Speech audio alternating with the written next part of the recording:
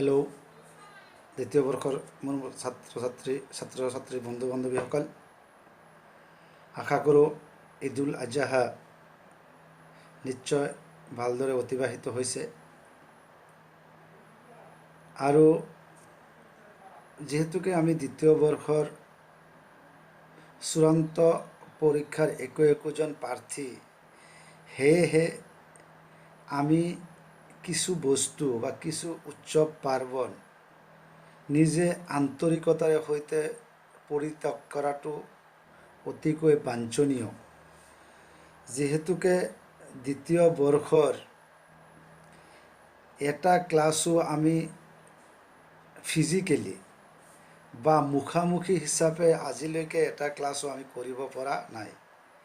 আমি যিখিনি ই learning processor জৰিয়তে তোমালোকৰ সৈতে পাঠদানৰ কাৰ্যক্ৰমণিকা চলাই গৈ আছোঁ, আশা কৰোঁ সেই পাঠদানৰ পৰাই তোমালোকে লাভান্বিত হ'বা আৰু নিজে কিছু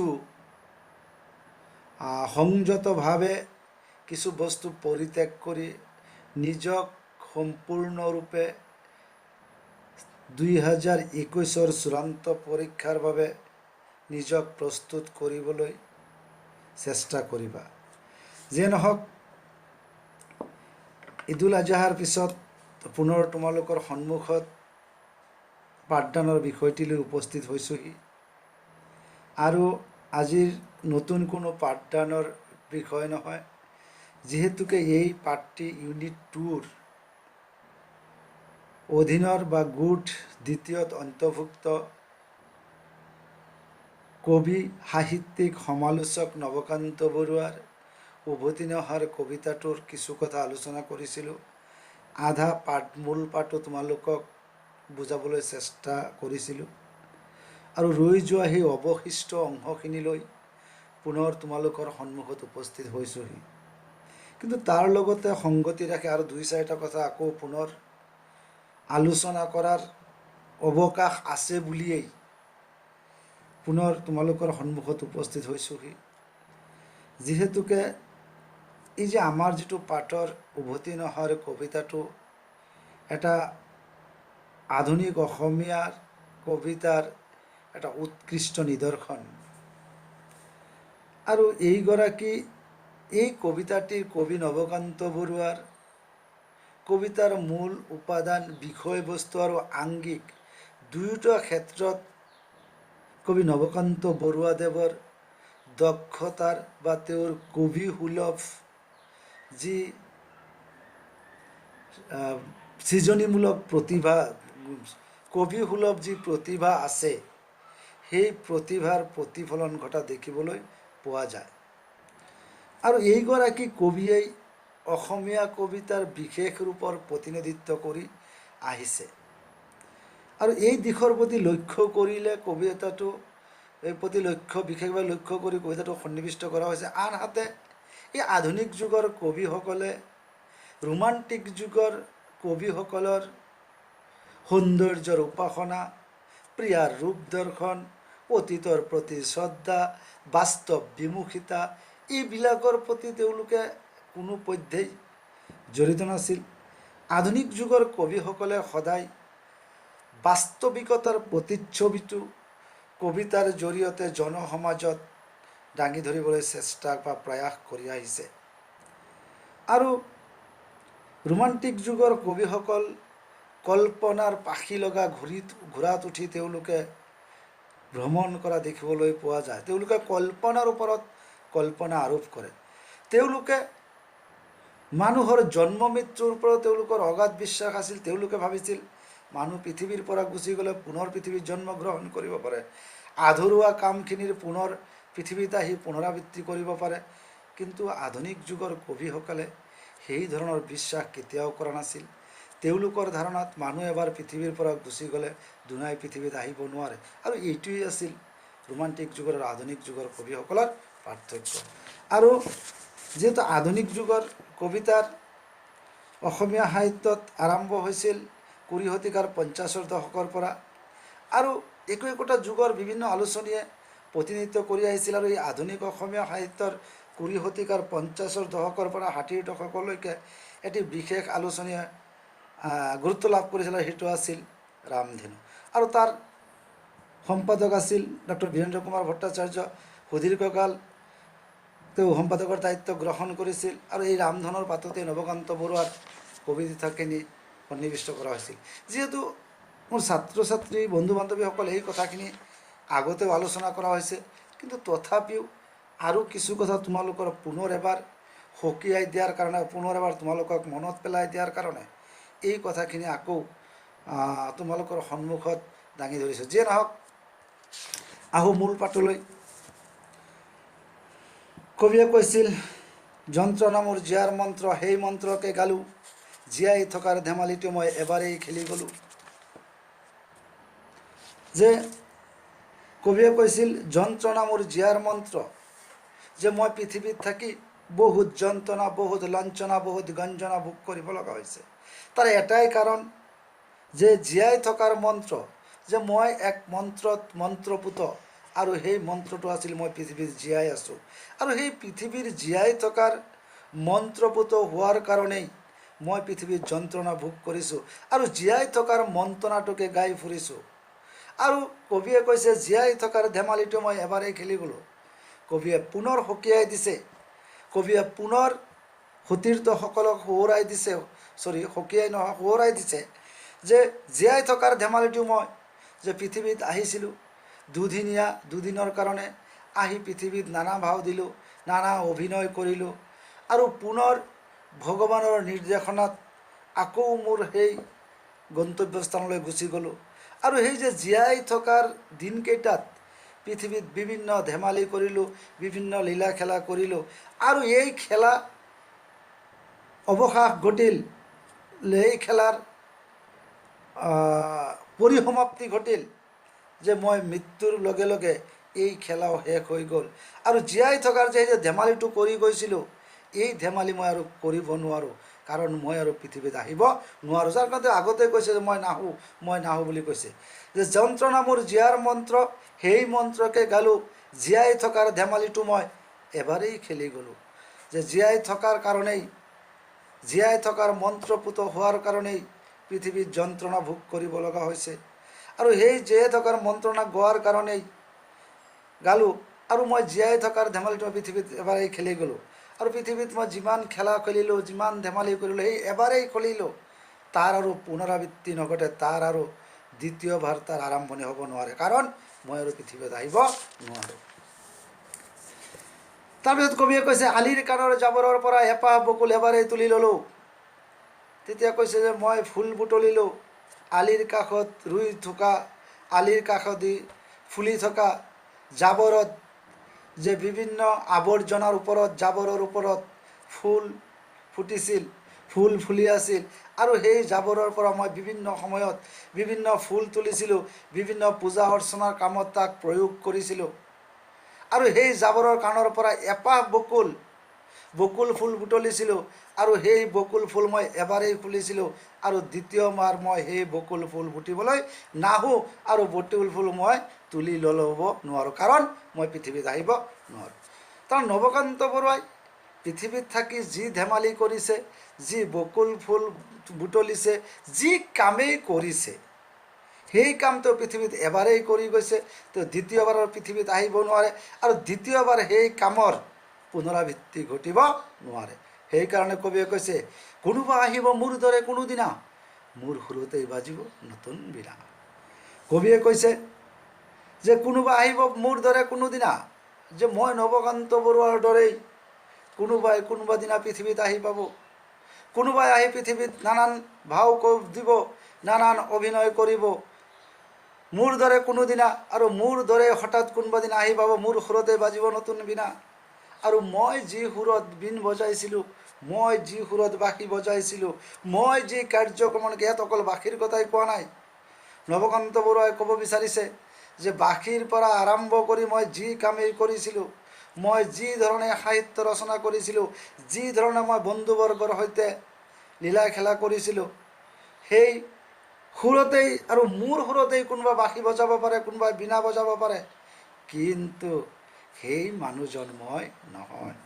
মোৰ দৰে কোনোবাই লীলা খেলা কৰিব পাৰে, মোৰ দৰে কোনোবাই সাহিত্য ৰচনা কৰিব পাৰে, মোৰ দৰে কোনোবাই ধেমালি কৰিব পাৰে, মোৰ দৰে কোনোবাই আলিৰ কাণৰ জাবৰৰ পৰা বকুল ফুল বুটলিব পাৰে, কিন্তু সেইজন মানুহ কিন্তু মই নহয়। সেইজন মানুহ হাইলাখ মোৰ দৰে হ'ব পাৰে, কিন্তু সেই বুলি সেই মানুহজন মই নহয়, কাৰণ মইতো পৃথিৱীত আহিব নোৱাৰোঁ। ছাত্ৰ বন্ধুসকল, যিহেতু বাৰে প্ৰতি কৈয়ে গৈছে যে মই পৃথিৱীত আহিব নোৱাৰোঁ, গতিকে মোৰ দৰে কোনোবাই মোৰ সুৰতেই বাঁহী বজাব, মোৰ সুৰতেই ফুল বুটলিব, মোৰ সুৰতেই মোৰ ধৰণে সাহিত্য ৰচনা কৰিব, মোৰ ধৰণেই বন্ধুবৰ্গৰ সৈতে ধেমালি কৰিব, কিন্তু সেই বুলি সেই মানুহজন মই নহয়। কোনোবা দিন আহিব পাৰে, কোনোবা দিন নতুন সুৰত বুজাব পাৰে, কিন্তু সেই মানুহজন মই নহয়। সেইকাৰণে তেওঁ কৈছে, সেয়া হ'ব নতুন মানুহ, সেই দিনো হ'ব নতুন দিন, মোৰ তাত একো নাথাকে চিন। তেওঁ মাউসেদি মানা কৰিছে, সেয়া হ'ব নতুন মানুহ। গতিকে তোমালোকে কেতিয়াও বিশ্বাস নকৰিবা মোৰ দৰে সুৰ বজাব পাৰে, মোৰ দৰে বাঁহী বজাব পাৰে, মোৰ দৰে সাহিত্য ৰচনা কৰিব পাৰে, মোৰ দৰে জাবৰৰ কাণৰ পৰা ফুল বুটলিব পাৰে, মোৰ দৰে বন্ধুবৰ্গৰ সৈতে ধেমালি কৰিব পাৰে, কিন্তু সেই বুলি সেয়া হ'ব নতুন মানুহ। কিন্তু সেই মানুহজন মই নৱকান্ত বৰুৱা নহয়, সেই মানুহজন সম্পূৰ্ণৰূপে এজন নতুন মানুহ। সেই দিনো হ'ব নতুন দিন, আৰু সেই দিনটো মই কৰা দিনৰ কামৰ দিন নহয়, মই কৰা কামৰ অংশ নহয়। সেই দিনো হ'ব নতুন দিন, আৰু সেই সুৰতে সুৰ বজোৱা বীণা বজোৱা মানুহজন হ'ব নতুন মানুহ। গতিকে দিনো হ'ব নতুন দিন, মানুহজন নতুন, কিন্তু সেই কামত সেই সুৰত বাঁহী বজোৱা, সেই সুৰত বীণা বজোৱা, সেই ধৰণে সাহিত্য ৰচনা কৰা, সেই ধৰণে জাবৰৰ গানৰ পৰা ফুল বুটলা, সেই মানুহজন মই নহয়। সেই মানুহজন এজন নতুন মানুহ, আৰু সেই দিনটো এটা নতুন দিন, আৰু সেই কাৰ্যত, সেই বীণ বজোৱাত, সেই জাবৰৰ ফুল বুটলাত, সেই সাহিত্য ৰচনাত, সেই বন্ধুবৰ্গৰ সৈতে কৰা ধেমালিত মোৰ নৱকান্ত বৰুৱাৰ কোনো চিন নাথাকে। তাত মোৰ কোনো চিন নাথাকে, মোৰ তাত নাথাকে কৈছে নৱকান্ত বৰুৱাই। কৈছে সেইধৰণে কৰিব পাৰে, মই কৰা কামৰ প্ৰতিফলন ঘটিব পাৰে, পুনৰাবৃত্ত নহয়, মই কৰা কামৰ প্ৰতিফলন ঘটিব পাৰে, কিন্তু সেই মানুহজন মই নহয়। সেই মানুহজন এটা নতুন মানুহ, সেই মানুহজন এজন নতুন মানুহ, সেই দিনটো হ'ব এটা নতুন দিন, আৰু সেই কামত মই নৱকান্ত বৰুৱাৰ কোনো চিন নাথাকে। তাৰপিছত কৈছে বকুল তলত ফুল পুলি ৰ'ব, আৰু মই যে বকুল তলৰ পৰা ফুল বুটলিছিলোঁ আৰু বিভিন্ন পূজা অৰ্চনা কৰিছিলোঁ, কিন্তু সেইধৰণে বকুল তলত ফুল আকৌ পৰিব, আকৌ ফুল বকুল তলত ফুল পৰি থাকিব। মইতো নহয় কোনোবাই বুটলিব, কিন্তু সেই ফুল মই নৱকান্ত বৰুৱাই বুটলিব নাহোঁ। সেই ফুল কোনোবাই বুটলিব পাৰে, কোনোবাই বুটলিব, মই নাহোঁ, মই নোৱাৰোঁ, আহিব নাহোঁ। আৰু কৈছে সেই ফুল কোনোবাই বুটলিব পাৰে, কিন্তু সেই বুলি সেই মানুহজন মই নহয়, কাৰণ মই নাহোঁ। মই আগতেই কৈছোঁ মই নাহোঁ, মই নোৱাৰোঁ, আহিব নাহোঁ। মই কেতিয়াও আহিব নোৱাৰোঁ, কাৰণ মই পুনৰ্জন্ম হ'বই নোৱাৰে, আৰু মই কেতিয়াও পৃথিৱীত নাহোঁ। কবিয়ে বাৰে বাৰে কৈছে যে বকুল তলত ফুল পৰি ৰ'ব, আৰু মোৰ দৰে কোনোবাই সেই ফুল বুটলিব, কিন্তু ফুল বুটলিছে কাৰণে সেই মানুহজন মই নহয়, কাৰণ মই নাহোঁ, মই নোৱাৰোঁ, মই আহিব নাহোঁ, মই কেতিয়াও আহিব নোৱাৰোঁ। আৰু কবিয়ে কৈছে হেৰাই যোৱাৰ ৰঙতেইচোন অকলে অকলে হাঁহোঁ, মই নাহোঁ, মই নাহোঁ, পৃথিৱী তোমাক ভাল পাই গ'লোঁ, তথাপিও মই নাহোঁ। কবিয়ে কৈছে মই পৃথিৱীৰ পৰা হেৰাই গ'লোঁ, মোৰ মনত কোনো নিৰানন্দ নাই, মোৰ মনত কোনো বেজাৰ নাই, মোৰ মনত কোনো বিৰক্তি নাই, মোৰ মনত কোনো আশা নাই। মই হেৰাই যোৱাৰ ৰঙতেচোন অকলে অকলে হাঁহোঁ, আৰু মই পৃথিৱীৰ পৰা হেৰাই গ'লোঁ, মই পৃথিৱীৰ পৰা অন্তৰ্ধান হৈ গ'লোঁ, কিন্তু মোৰ মনত কোনো বেজাৰ নাই, আৰু মই পৃথিৱীৰ পৰা গুচি অহাৰ কাৰণে মই অকলে অকলে হাঁহোঁ, কাৰণ মই মনত কোনো বেজাৰ নাই, মোৰ মনত কোনো দুখ নাই, মোৰ মনত কোনো আৱেগ নাই। মই যদিও মানৱ সমাজৰ পৰা হেৰাই গৈছোঁ, যদিও মই পৃথিৱীৰ পৰা হেৰাই গৈছোঁ, মোৰ মনত কোনো বিৰক্তি বা বেজাৰ নাই। মনত মই এক আনন্দ লৈ থাকোঁ, আৰু সেই আনন্দৰ মাজতেই মই অকলশৰে অকলে পৃথিৱীৰ পৰা হেৰাই যোৱাৰ ৰঙতেই মই অকলে হাঁহোঁ। আকৌ কৈছে মই নাহোঁ, মই নাহোঁ।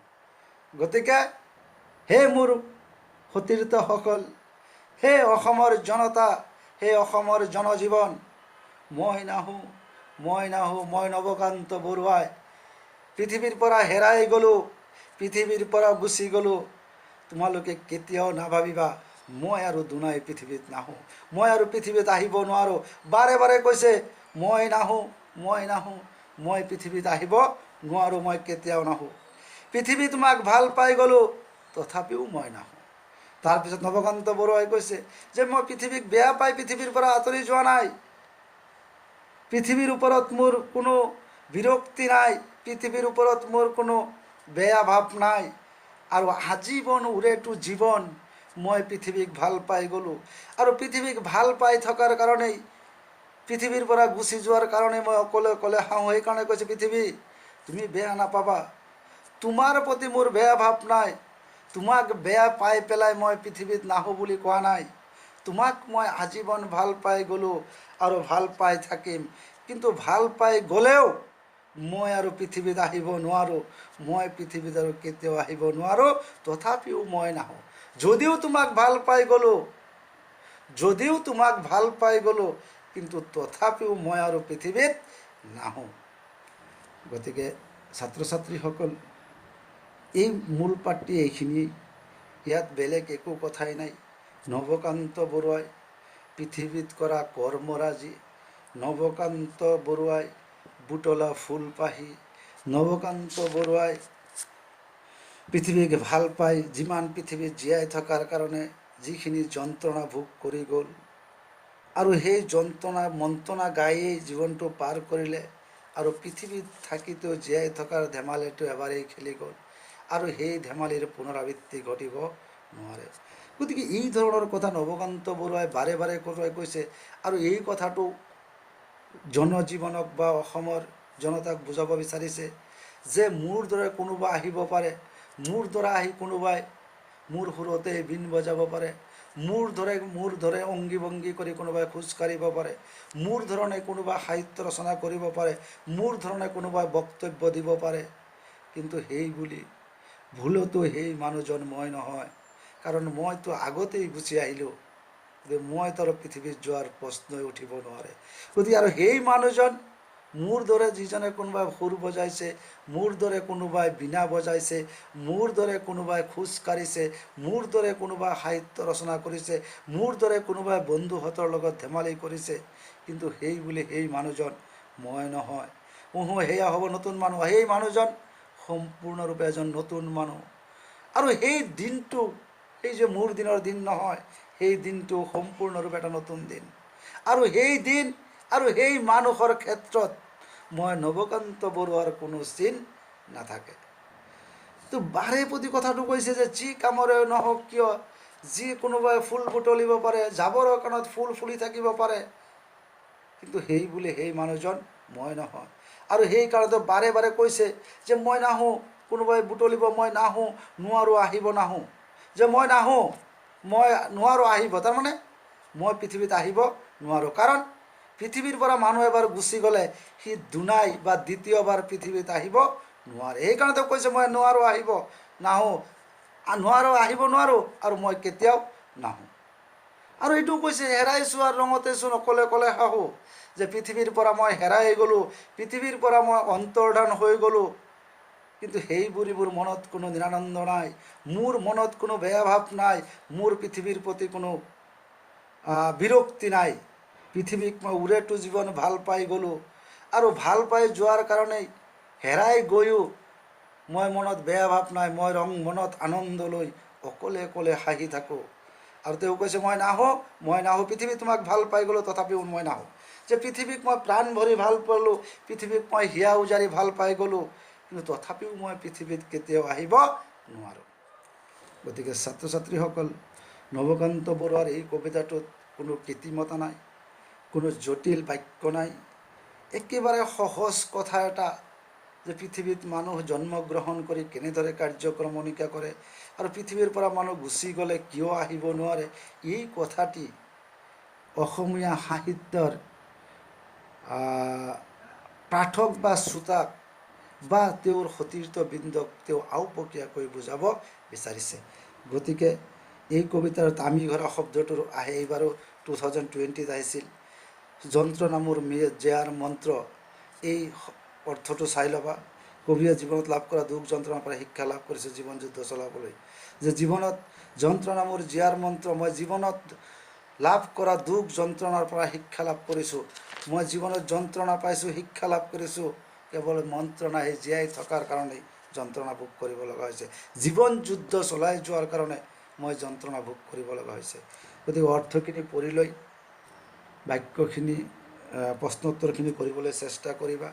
আৰু এই কথাখিনিকেই, যিখিনি কথা মই তোমালোকক ভিডিঅ' ক্লাছৰ জৰিয়তে বুজাই দিবলৈ চেষ্টা কৰিছোঁ, কালি অডিঅ' ক্লাছৰ জৰিয়তেও সেই কথাখিনিও মই পুনৰ আৰু এবাৰ তোমালোকক বুজাই দিবলৈ চেষ্টা কৰিম। আৰু আজিৰ পাঠদানৰ বিষয়টি ইয়াতে সামৰিব বিচাৰিছোঁ। পুনৰ এবাৰ লগ পোৱাৰ প্ৰতিশ্ৰুতিৰে ধন্যবাদ।